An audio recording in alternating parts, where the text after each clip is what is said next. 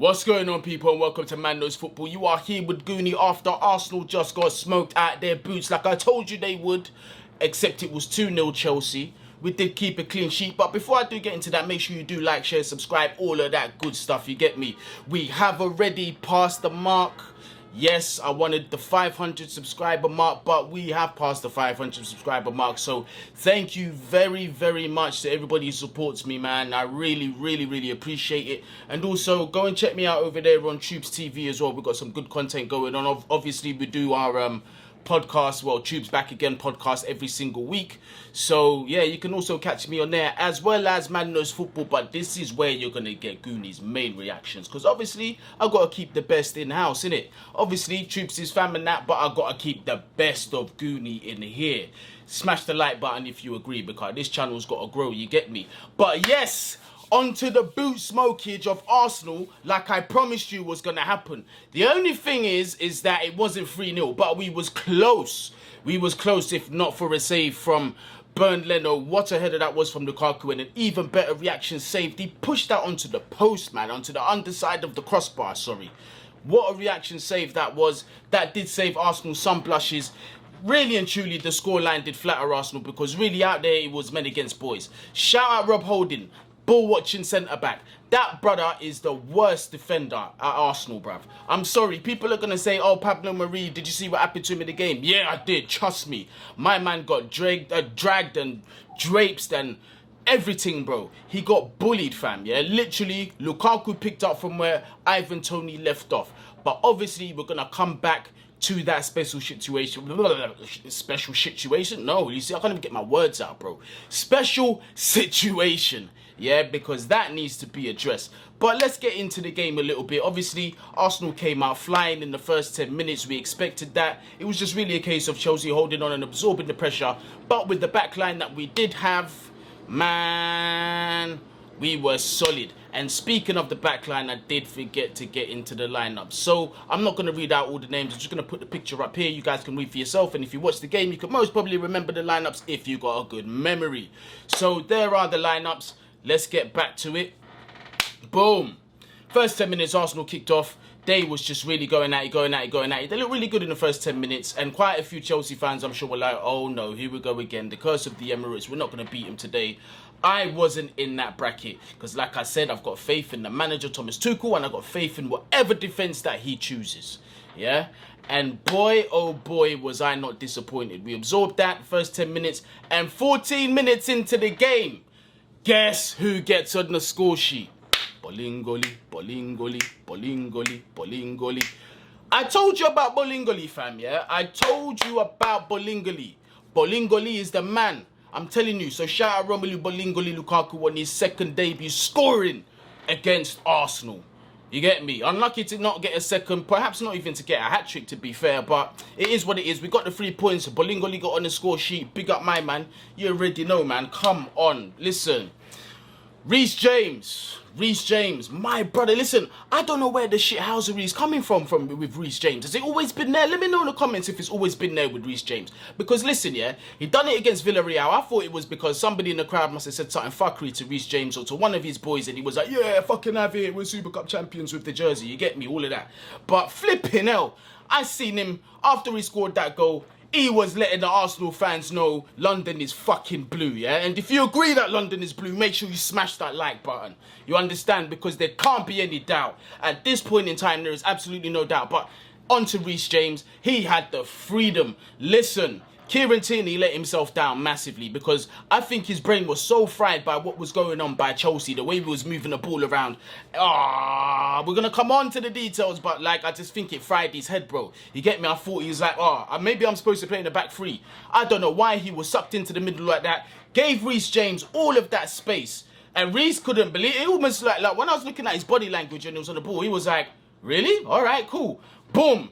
Slapped it. 2-0, blood. There was no stopping that. You see, Reece James is a leg man, bro. He can be as deadly as a striker, because you see him, he's techie as shit. Think back to last season, again, bruv. This is the second time I'm saying it, because in the other fan cam, I said it as well. I can't even remember what team it was.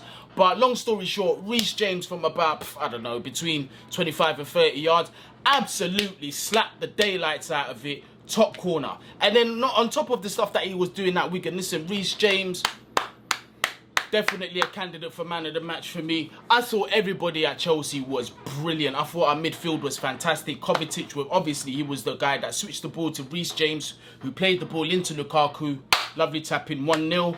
I thought they were magnificent, absolutely everywhere. The wing backs, listen, Reece James done such a good side. We forgot about Marcus Alonso, obviously one of the best wing backs in Europe, like I say, but the worst left back in Europe at the same time. That is Marcus Alonso. Had a stellar game. Our defence, they didn't even really look too bothered. I'm telling you, this game, we looked comfortable. It was literally men against boys. We was controlling the midfield. We was basically toying with them, just keeping possession. If we really, really wanted to, and we decided to adopt City's attacking like relentlessness or Liverpool's, it could have easily been 4 or 5-0.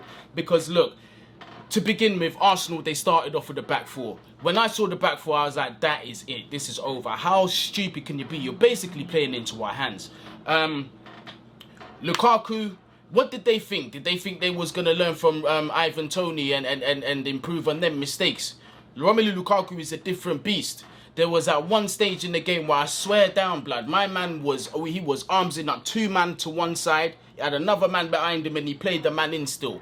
Easy money for him. Brother, do you know how frustrating it must be as a defender to be playing against Lukaku? Pablo Mari, you should be asking him, man. Honestly, Pablo Mari should be getting some Q&As in, like, what happened? Like, seriously. Because this man was dragging him left, right. Brother, I don't even know what was going on, bro. He was doing dance steps after dance steps. There was one point where my man was Superman, fam. I don't understand, blood, but there's a picture on social media. My man's just basically Superman and Lukaku is just... You get me? He's just, you know, like the Jay-Z style, like dirt off your shoulder thing, bruv. That's what they done to him. That's what Lukaku done to him, bruv. Bolingoli was bullying the whole defense, bro. Yeah? Arsenal, yeah, let's be fair on them. They had 1 or 2 chances. They did have a couple of decent-looking players. Lokonga being one of them, a very forward-thinking player.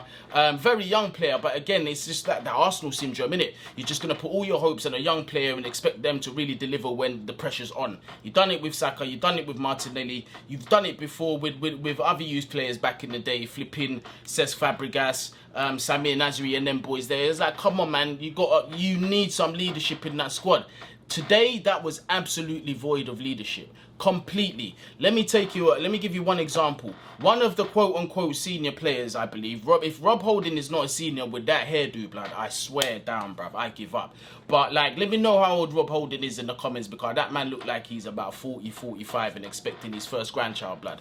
It's looking peak for him. If he's under 25, boy, you got peas, blood. Sort that shit out. But anyway, yeah, Rob Holding, watch the first goal, yeah? My man, this is why I call him a ball-watching centre-back, yeah? Watch him the whole time Lukaku is making his run and getting into position, bro. To just tuck the ball in the way, just with ease, bro, yeah? Rob Holding is looking at the ball the whole time. He's not aware that his man is behind him. Absolutely. At no point is he aware. By the time the ball comes in, it's already too late. You can't leave a poacher like Lukaku there and expect him to just seize the opportunity, which is exactly what he did. And then he was lucky to, again, Lukaku gets in front of him. It wasn't even goal side of him with that opportunity. Mason Mount crosses it in from the left. Lukaku really should have buried it with a header, but unfortunately he didn't. But again, caught sleeping. The third goal. The whole back line, this is what I've been saying. Arsenal's coaching, like defensive coaching, is non-existent, bro. It's freestyling, blood. Yeah? Their whole defensive system belongs on Don't Flop. You get me? King of the Dot and them flipping battle rap competitions there. That's what they're on. Terrible, blood. That's what I'm saying, bro. It's just absolutely, it's just garbage, bro. Bare freestyling, fam. Freestyle defending is going on at Arsenal. But listen, personally, I couldn't give a shit. I'm happy as fuck that Arsenal lost. In fact, I'm disappointed that we didn't slap them more than 2-0. It really should have been 3-4, 5-0. But I'll take what I saw. For me, the man of the match is literally just picking a name out of the hat for me, because it could have been Reece James, it could have been Romelu Lukaku and a couple of others. But obviously, man like Bolingoli. I'm not gonna start doing all of that louder. But listen, yeah. But man like Bolingoli, seriously, he got man of the match for me. The defense were absolutely terrified of him. He was dragging them, pushing them around. He was holding them off like he was flipping Samson, bruv. Hercules thing, bro. He was just holding them off. There was absolutely no chance whatsoever for that defence, regardless of what he done. And this is the thing, yeah. Lukaku done an Iron Robin thing. Yeah, and do you want me to tell you what the Iron Robin thing is? Is that he done the same thing to Pablo Mari every single time, yeah? Every time the ball came into him, you could see Lukaku is resting on him. Takes the ball with the outside of his left foot and he spins in that direction. Every single time. Basic defensive mistakes. How as a professional does it not occur to you after maybe the first time or even the second time? Don't go tight on Romelu Lukaku. Just don't do it. Step off him, make him make a decision first, then make the challenge. It's really not that difficult. They teach you these things in youth academy, blood. How are you not knowing as a big man playing for Arsenal Football Club? Really and truly, like, this is why it's like, I'm not even buoying it when I say Chelsea should have slapped the fuck out of these brothers. They really should have put them in their place because the coaching speaks for itself at Arsenal. It's Mickey Mouse, it's comedy. So this is why you might see me on Back Again or in certain interviews. Like, it's not always Arsenal banter because really and truly, I've got a fans channel. It's not just the Chelsea space, it's for everybody. So really and truly, I want to sort of like, at times I need to speak for the fans. And Arsenal obviously being the rivals of Chelsea, I can't exclude them. I can't really be too biased on that. And their fans, really, with what they should be having, with the stadium that they moved to, the amount of funds that they charge for the ticket, the amount of money that they should have available for transfers, this is not the football that their fans deserve to watch. Just for a second, I know it's funny. I know it's really funny at the minute if you're not an Arsenal fan, especially if you're a rival. But put yourself in Arsenal's shoes. Put yourself as a fan, yeah? Would you accept this? Would you? How would you feel? You're spending your hard-earned money every single week. You know, regardless of performance, because you love your club that much, you're still going to fork out that hard-earned money on your club. How would you feel? And that's the angle that I personally come from. Yeah, so I'm going to talk about a couple of positives for Arsenal on what really was an easy day at the office for Chelsea. Honestly, man, it was just so comfortable for us. The only opportunity that really had me on the edge of my seat was that corner that, surprise, surprise, the ball-watching defender missed. I don't know how he missed that header. He should have top bins that. It could have been 2-1 Arsenal back in the game. Could have chased for a second. Who knows? Things could have been different. Nah, not really. I reckon we would have just turned into gear 2 because we weren't even out of the first gear. To be honest, we would have just switched up to gear 2. Then it would have been 5-6-1 for you. Not even going to lie to you. But Rob Holding, ball watching centre back, bro. That brother, please. I at this point I've got no words. Trying to look for some positives for Arsenal. Again, Lokonga. The only guy that looked like he was making any threats, who was actually trying to make anything happen for Arsenal, but he wasn't being rewarded with runs. People were not on his wavelength. You understand what I'm saying? You've got a senior man like Granit Xhaka next to you that is supposed to be looking up to, but instead you're giving him the example as a 17, 18-year-old. How mad is that? Arsenal was just arse backwards. As for Chelsea, it was just a perfect plan. And to be fair, I reckon Arsenal just made it easy for us. It was a training session for us. Really and truly, if you think Arsenal got out of... I mean, if you don't think Chelsea got out of gear 1 in that game, smash the like button, because I don't really think they did. They did it. It wasn't hard for them. Honestly, they was comfortable in possession. They looked comfortable 90% of the time defending. Rudiger, people who say that Rudiger's a bad defender, please, I don't know what football you're watching.